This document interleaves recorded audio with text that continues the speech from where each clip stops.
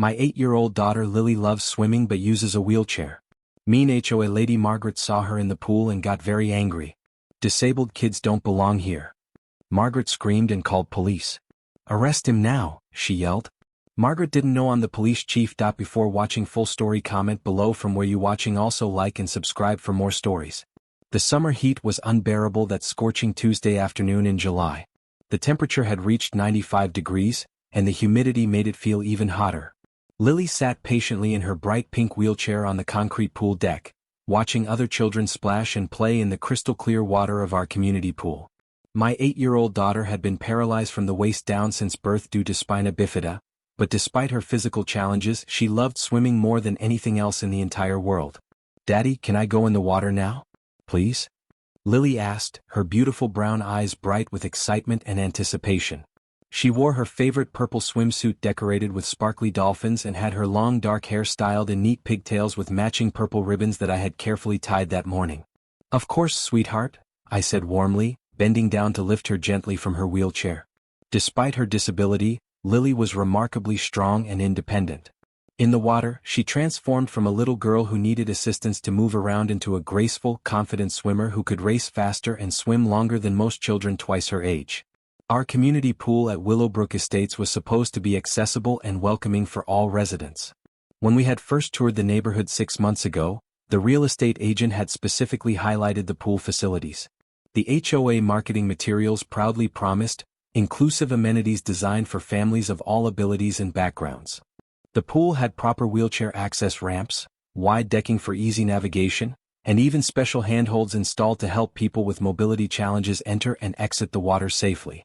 But Margaret Henley, the long-serving HOA president, had very different ideas about exactly who belonged in her community pool. Margaret was 55 years old, had never married, had no children of her own, and treated the community pool like it was her personal private property. Every single day during pool season, she would arrive at exactly 9 a.m. and claim the same premium lounge chair in the corner where she could observe everything happening.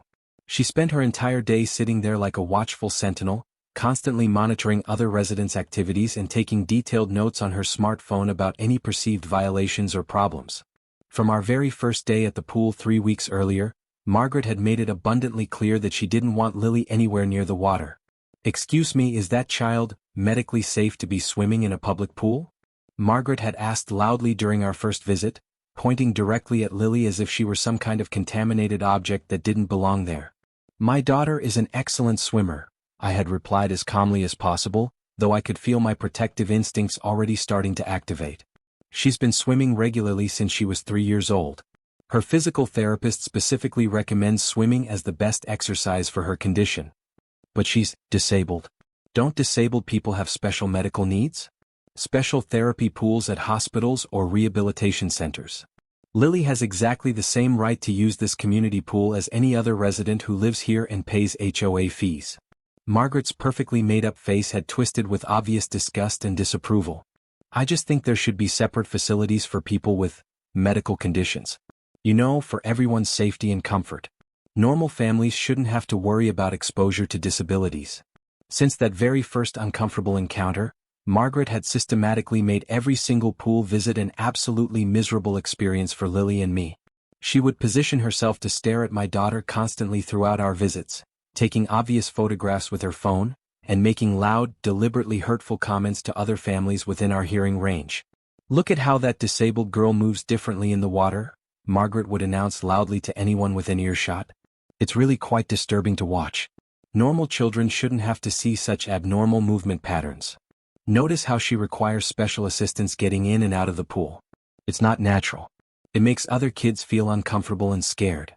Disabled people really belong in special medical facilities, not public recreational pools where healthy children are trying to have normal summer fun." Each deliberately cruel comment felt like a knife stabbing directly into my heart, but what hurt even more was watching Lily's natural confidence and joy slowly disappear day by day. My brave, spirited little girl who had once dove fearlessly into any body of water now hesitated nervously at the pool's edge, always checking anxiously to see if the mean lady was watching and preparing to say something hurtful. "Daddy, why does that lady always say such mean things about me?" Lily asked one particularly difficult day after Margaret had loudly complained to another family about disabled children disrupting the peaceful pool environment that normal families pay good money to enjoy. Some people don't understand that being different doesn't make you any less important or valuable, sweetheart, I explained gently, though inside I was burning with anger at Margaret's cruelty. Am I really disturbing the other kids when I swim? Am I scaring them? No, baby. You swim more beautifully than anyone I've ever seen. You're not disturbing or scaring anyone who matters. But Margaret's systematic harassment campaign only got worse and more creative with each passing day. She started timing Lily's swimming sessions with a stopwatch and then complaining loudly that disabled children take excessively long to get in and out of the pool, which disrupts the flow and rhythm that normal families expect. She brought a measuring tape and would ostentatiously measure the distance between Lily's wheelchair and the pool edge, claiming that it violated various safety regulations that she claimed to have researched thoroughly. She even started approaching other families directly, trying to turn them against us. Don't you think it's unfair that normal children have to share pool space with disabled kids? She would ask. Wouldn't you prefer if special needs children had their own separate swimming times? The absolute breaking point came on that sweltering Tuesday afternoon in the middle of July. Lily and I had arrived at the pool during the regular posted hours that were clearly stated in all HOA documentation. The community pool rules, which were prominently displayed on a large sign near the entrance, clearly stated that all residents could use the facility from 6 a.m. to 10 p.m. daily without any restrictions or special permissions required. Lily was particularly excited that day because she had been working incredibly hard in her weekly physical therapy sessions to master a new swimming stroke. Daddy, watch me do the butterfly stroke. I finally learned how to do it perfectly. My therapist says I'm getting so much stronger. I helped her carefully into the cool water and then watched with enormous pride as she gracefully demonstrated her newly mastered technique. Lily's face absolutely glowed with accomplishment and joy as she completed several perfect butterfly strokes across the width of the pool, her small arms moving in perfect synchronization. That was absolutely amazing, sweetheart. You're getting so incredibly strong and skilled. Can I show the other kids how to do it? Lily asked enthusiastically, noticing two children around her age playing and splashing in the shallow end of the pool. Of course you can. I'm sure they'd love to learn from such an expert swimmer. But before Lily could swim over to make new friends and share her exciting achievement, Margaret suddenly appeared from her usual surveillance position, rising from her lounge chair with her face bright red with rage and indignation. Absolutely not. Margaret screamed at the top of her lungs, marching aggressively toward us with her hands clenched into fists. That disabled child cannot and will not swim anywhere near normal, healthy children. Excuse me? I said firmly, immediately stepping protectively between Margaret and the pool where Lily was still floating peacefully. You heard me perfectly clearly. Disabled people contaminate pool water with their medical conditions. They have bodily fluid problems and diseases that spread to healthy people. Normal children should never be exposed to that kind of health risk. This was completely false, medically ignorant and potentially dangerous misinformation, but Margaret delivered her outrageous lies with such absolute authority and conviction that some nearby families actually started moving their children away from our area. Mrs. Henley, that's completely untrue. Disability is not contagious, and my daughter poses absolutely no health risk to anyone. Don't you dare try to tell me what's true and what isn't. I've done extensive research on this topic. People with spina bifida have serious bladder and bowel control problems. They leak bodily fluids and waste directly into pool water. It's absolutely disgusting and dangerous. Lily's happy expression immediately crumpled with shame and devastating embarrassment. She had never experienced any accidents in the pool, but Margaret's loud, public accusations made her feel dirty, unwanted, and fundamentally defective. I want to get out of the water, Daddy, Lily whispered through tears that were now mixing with the chlorinated pool water on her cheeks. No, sweetheart. You have every legal and moral right to be here and enjoy swimming. That disgusting thing needs to get out of the water immediately. Margaret pointed at Lily like she was contaminated garbage that needed to be disposed of. Disabled children belong in special medical pools at hospitals, not community recreational pools designed for healthy families. Stop calling my daughter that thing right now, I said, my voice becoming dangerously low and controlled. I'll call her whatever I want to call her. This is my pool. I've been HOA president for 8 successful years. I decide who gets to swim here and who doesn't. Other families throughout the pool area had completely stopped their recreational activities to stare at the escalating confrontation. Some looked visibly uncomfortable with Margaret's obvious cruelty and discrimination, but unfortunately, Nobody was brave enough to speak up and defend an innocent disabled child. "Please, Daddy, I really want to go home now," Lily cried, struggling to swim toward the pool edge while fighting back tears of humiliation. "Listen to the smart child for once," Margaret sneered with obvious satisfaction. Finally showing some basic common sense and consideration for normal people. But I had absolutely reached my limit with this woman's systematic cruelty toward my innocent daughter. "Mrs. Henley, my daughter is a legal resident of this community who pays the same HOA fees as everyone else. She has equal rights to use all community amenities. Your comments are discriminatory, hurtful, and illegal under federal law." "Illegal?" Margaret laughed with harsh, bitter amusement. "I'll show you what's actually illegal. Having diseased children contaminate public pools. Endangering the health and safety of normal children with disabled people's medical problems and bodily fluids." She pulled out her expensive smartphone and started dialing with obvious dramatic flair, making sure everyone could see exactly what she was doing. "What exactly do you think you're doing?" I demanded. "I'm calling 911 to report a legitimate public health emergency. A disabled child is actively contaminating our community pool with medical conditions. Normal families are being exposed to diseases and health risks." I literally could not believe what I was hearing. Margaret was actually calling emergency services because my disabled 8-year-old daughter was swimming in our community pool. 911 emergency services? What's the nature of your emergency?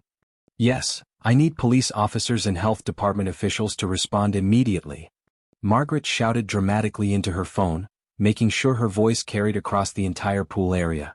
"There's a disabled child in our community pool who is contaminating the water with serious medical conditions. Normal children are being dangerously exposed to diseases and bodily fluids." Lily was sobbing uncontrollably now, desperately clinging to the pool edge and trying to lift herself out of the water while other children and families stared at her like she really was some kind of dangerous threat to their safety. "Please send officers quickly." Margaret continued her completely fraudulent emergency call with obvious satisfaction. "The disabled child's father is aggressively refusing to remove her from the pool. He's deliberately endangering everyone's health and safety. We need immediate police intervention to resolve this dangerous situation." "Ma'am," the 911 dispatcher said in a calm, professional voice, "is anyone currently injured or in immediate physical danger?" "Yes. All the normal, healthy children are in serious danger from disease contamination. The disabled child needs to be forcibly removed from the pool immediately before someone gets seriously sick." I quickly helped Lily out of the pool and into her wheelchair, my heart completely breaking as I watched her wrap herself tightly in her favorite purple towel, trying desperately to hide from all the staring, judgmental eyes focused on her. "Daddy, am I really making other people sick just by swimming?" Lily whispered through her tears. "No, baby. You are absolutely perfect exactly the way you are. That lady is just being incredibly mean and saying things that aren't true. But she called the police on me. Only bad people get the police called on them. You are not bad, Lily. You are the best, sweetest, most wonderful little girl in the entire world." Margaret hung up her phone with a completely satisfied smirk, clearly expecting to be praised for her decisive action. "Police officers are on their way right now. Finally, this disabled situation will be resolved properly and permanently."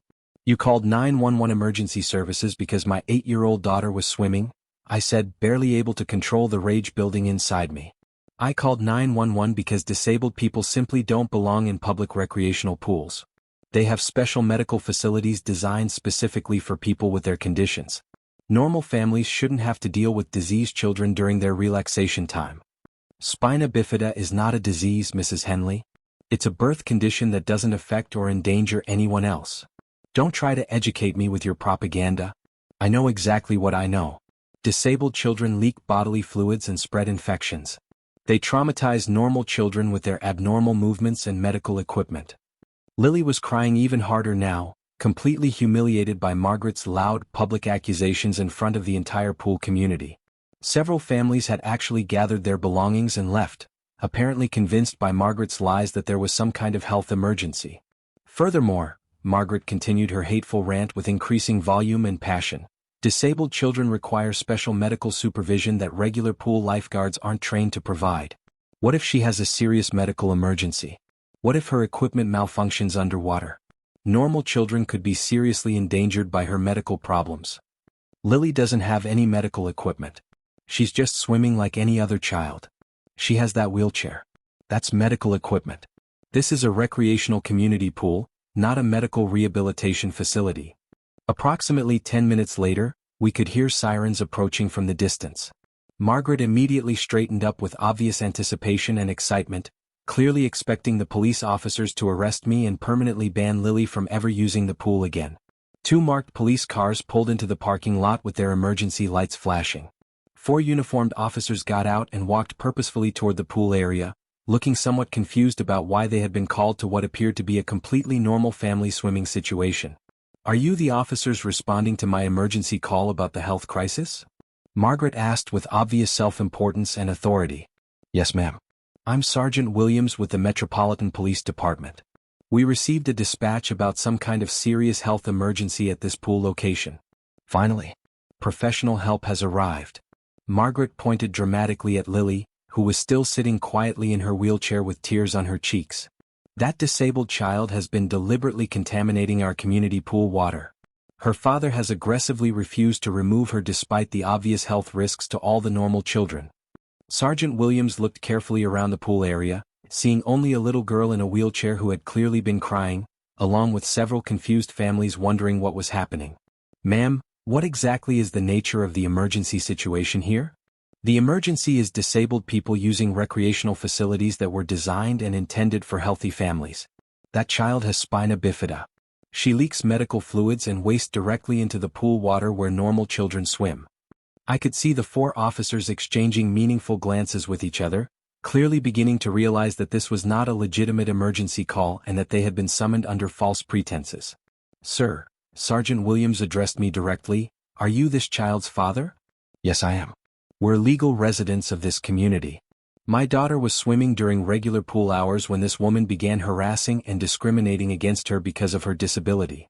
"He's lying," Margaret interrupted loudly and aggressively. "Disabled children shouldn't be allowed in public pools under any circumstances. It's a serious health code violation. You need to arrest him immediately for child endangerment and public health violations." "Ma'am, please calm down and lower your voice," Sergeant Williams said firmly but professionally.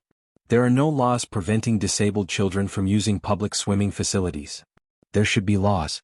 Disabled people belong in special medical facilities where they can't contaminate normal people. Not around healthy families who are trying to enjoy normal recreational activities."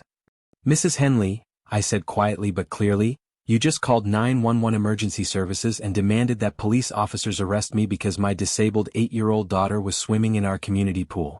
You accused her of contaminating the water and endangering other children. You publicly humiliated an innocent child in front of the entire community. I did exactly what was necessary to protect healthy children from disease exposure. You called emergency services with completely false information. You filed a fraudulent police report. You discriminated against a disabled child in violation of federal civil rights laws. I don't care about any laws. I only care about protecting normal children from diseased people who don't belong in healthy communities." Sergeant Williams was carefully taking detailed notes of everything Margaret was saying, clearly documenting her admissions for his official report. "Ma'am, filing false police reports is a serious criminal offense. Discriminating against disabled individuals violates federal civil rights laws and carries significant legal penalties. I don't care about laws or penalties. Someone had to take decisive action to protect this community. That's when I decided it was finally time to reveal exactly who Margaret had really been dealing with all these weeks." "Sergeant Williams," I said calmly and clearly, "I think there's something very important you should know about this entire situation." "What's that, sir?" "I'm Police Chief David Thompson of the Metropolitan Police Department. Margaret Henley just called 911 with false emergency information and demanded that your officers arrest the police chief for allowing his disabled daughter to swim in their community pool." The expressions on all 4 officers' faces immediately changed dramatically as they realized the full scope of what had just happened. Sergeant Williams immediately snapped to attention and saluted. "Chief Thompson? Sir, we had absolutely no idea of your identity." "It's perfectly fine, Sergeant. You and your officers responded professionally to a dispatch call and handled the situation exactly as you should have." Margaret's face went completely white as the devastating reality finally hit her. She had just demanded that police officers arrest their own police chief because his disabled daughter was swimming in a community pool. "Police chief?" Margaret stammered in shock and growing panic. "But you're just You're just some ordinary father with a disabled kid. I'm Police Chief David Thompson, and this is my daughter Lily. You just called 911 emergency services and filed a false police report demanding my arrest because my 8-year-old disabled daughter was swimming in our community pool during regular hours. Margaret looked like she might actually faint from the shock. I didn't know. I had no idea. I was just trying to protect the community from health risks. You were systematically discriminating against a disabled child. You filed a false emergency police report. You wasted valuable emergency services resources that could have been needed for real emergencies. You publicly traumatized my daughter with your hateful, discriminatory comments. Lily looked up at me with wide, amazed eyes. Daddy, you're really the police chief? Like the boss of all the police officers? Yes, sweetheart. And I promise you that no one is ever going to hurt you or discriminate against you for being disabled. Not on my watch. Mrs. Henley, Sergeant Williams said in his most official voice, you're under arrest for filing a false police report, misuse of emergency services, and violation of the Americans with Disabilities Act. You can't arrest me. I'm the HOA president. I was doing my job protecting this community. This is discrimination against HOA officials. You committed multiple serious crimes today, ma'am. You're going to need to come with us to the station. As the officers began the process of handcuffing Margaret, she continued her hateful rants even while being arrested. This is completely unfair discrimination against community leaders. I was doing my job protecting normal families. Disabled people don't belong in regular neighborhoods with healthy people. Ma'am, you have the right to remain silent, Sergeant Williams informed her. I strongly suggest you exercise that right immediately.